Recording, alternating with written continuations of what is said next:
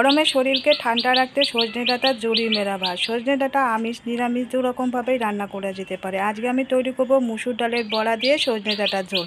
আর এই সজনে ডাঁটার ঝোলটা তৈরি করার জন্য আমি এখানে 100 গ্রাম মুসুর ডাল নিয়েছি, আর নিয়েছি দুটো কাঁচা লঙ্কা। কাঁচা লঙ্কাগুলোকে কুচিয়ে নিয়েছি ছোটো ছোটো করে। মুসুর ডালগুলোকে আমি ধুয়ে নিয়ে 1 ঘন্টা মতো জলে ভিজিয়ে রেখে দিয়েছিলাম। এখন জলটাকে ঝরিয়ে নিয়ে একটা মিক্সিং জারের মধ্যে ডালগুলোকে দিয়ে দিচ্ছি। জলটা এই ডালগুলোকে ভিজিয়ে রেখে দিলে ডালটা ফুলে ওঠে, তাড়াতাড়ি এটা ব্লেন্ড হয়ে যাবে। কাঁচা লঙ্কা কোচানোগুলোকে দিয়ে দিচ্ছি, দিয়ে একসঙ্গে এটাকে একটা স্মুথ পেস্ট তৈরি করে নেব। ডালটা বাটা হয়ে গেছে, এরকম একটা স্মুথ পেস্ট তৈরি করে নিতে হবে। এখন ডাল বাটাটাকে আমি অন্য একটা বাটির মধ্যে ঢেলে দিচ্ছি। এর মধ্যে দিয়ে দিচ্ছি সামান্য একটু নুন আর 1 চিমটির মতো খাবার সোডা। নুন আর খাবার সোডাটাকে দিয়ে ডালটাকে খুব ভালো করে ফেটিয়ে নিচ্ছি। ডালটা ভালো করে ফেটানো হলে বড়াগুলো খুব ফুলে এবং ভিতরটা বেশ মুচমুচে হয়। এখন বড়াগুলোকে ভেজে নেব। বড়াগুলো ভাজার জন্য ফ্রাই প্যানের মধ্যে কিছুটা তেল গরম করতে দিয়েছি। এখন ডাল বাটাটা থেকে কিছুটা করে নিয়ে এখন বড়াগুলোকে ভেজে নেব। কিছুটা করে করে দিয়ে দিচ্ছি। আমি একদম ছোট ছোট বড়া করব না, একটু বড় সাইজেরই বড়া করছি। সজনে ডাঁটার ঝোলটা মুসুর ডালের বড়া কিংবা মটর ডালের বড়াও তৈরি করা যায়। মটর ডাল দিয়ে বড়া বানাতে গেলে মটর ডালটাকে আগের দিন রাতে ভিজিয়ে রাখতে হবে, তাতে করে ডালটা ভালোভাবে ফুলে ওঠে। এখন একটা সাইড ভাজা হয়ে গেছে, আমি উল্টিয়ে দিচ্ছি।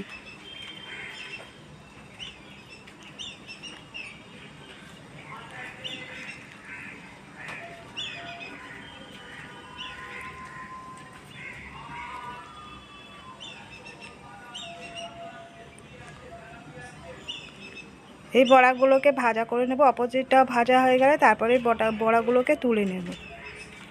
দুটো সাইড এরকম গোল্ডেন কালার করে ভাজা করে নেব। আর গরমকালে সজনে ডাঁটাটা খাওয়া ভীষণই ভালো, শরীরকে ঠান্ডা রাখতে সাহায্য করে। তাছাড়া সজনে ডাঁটা আমরা শুক্তো বানাই, তাছাড়া মাছ দিয়ে আলু দিয়ে ঝোল করলেও খেতে ভালো লাগে। এই বড়াগুলো ভাজা হয়ে গেছে, এখন এই বড়াগুলোকে আমি উঠিয়ে নিচ্ছি। বাকিগুলোকেও ভাজা করে নেব একই রকমভাবে। আর ডালটা এটা রান্না করার জন্য আমি এখানে কিছুটা আলু লম্বা লম্বা করে কেটে নিয়েছি, আর ডাঁটা কিছুটা কেটে নিয়েছিলাম। ডাঁটাগুলোকে একটু লম্বা করে কেটে নিয়ে আগে থেকে জল দিয়ে ভিজিয়ে ধুয়ে রেখে দিয়েছিলাম। এবারে রান্নাটা করার জন্য কড়াইয়ের মধ্যে কিছুটা প্রথমে সর্ষের তেল দিয়ে দিলাম। এর মধ্যে দিয়ে দিচ্ছি একটা বড় সাইজের পেঁয়াজ কুচানো। পেঁয়াজটাকে প্রথমে একটু ভাজা করে নেব।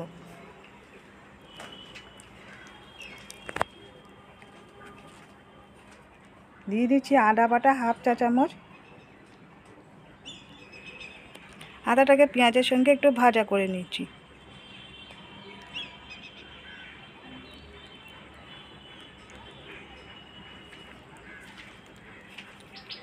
এখন কেটে রাখা আলুগুলোকে দিয়ে দিচ্ছি। আমি আলু আর ডাঁটা দুটোই একসঙ্গে দিয়ে দিচ্ছি। আদা পেঁয়াজের সঙ্গে খানিকক্ষণ এটাকে ভাজা করে নেব।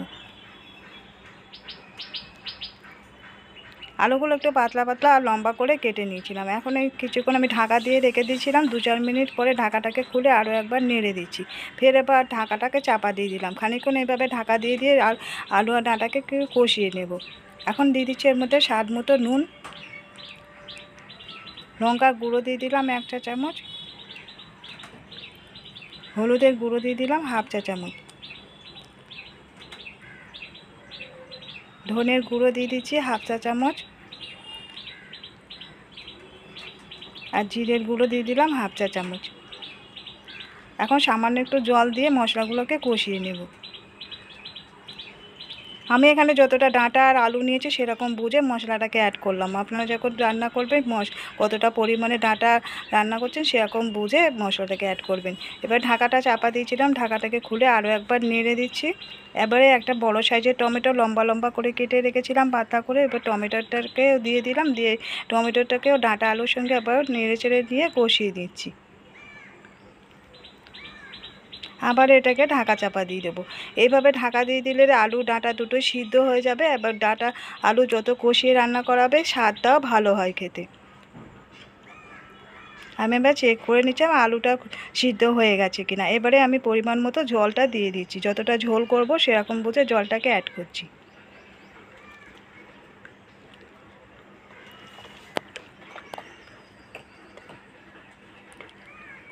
এখন ঝোলটা ফুটে উঠেছে, এবারে যে বড়াগুলোকে ভেজে রেখেছিলাম মুসুর ডালে সেই বড়াগুলোকে দিয়ে দিলাম।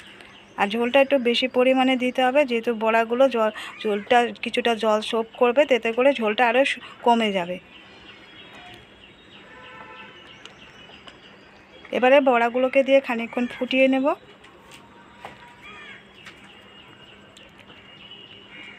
যেহেতু এটা ভাতের সঙ্গে খাওয়া হবে সেই জন্য এরকম ঝোল ঝোল থেকে নামিয়ে নিয়েছি। তৈরি হয়ে গেছে ডাঁটা মুসুর ডালের বড়া দিয়ে ডাঁটা আলুর ঝোল। বন্ধুরা, আজকের রেসিপিটা কেমন লাগলো কমেন্ট করে জানাতে ভুলবেন না। ভালো লাগলে একটা লাইক দিয়ে দেবেন, শেয়ার করে দেবেন, এবার সাবস্ক্রাইব করে রাখার রিকোয়েস্ট করছি নতুন বন্ধুদের কাছে। যে সমস্ত বন্ধুরা আজকে ভিডিওটা প্রথম দেখছেন, আজকের মতো বিদায় নিচ্ছি। ফিরে আসছে আবার নতুন কোনো রেসিপি নিয়ে। ততক্ষণ সবাই সুস্থ থাকবেন, ভালো থাকবেন।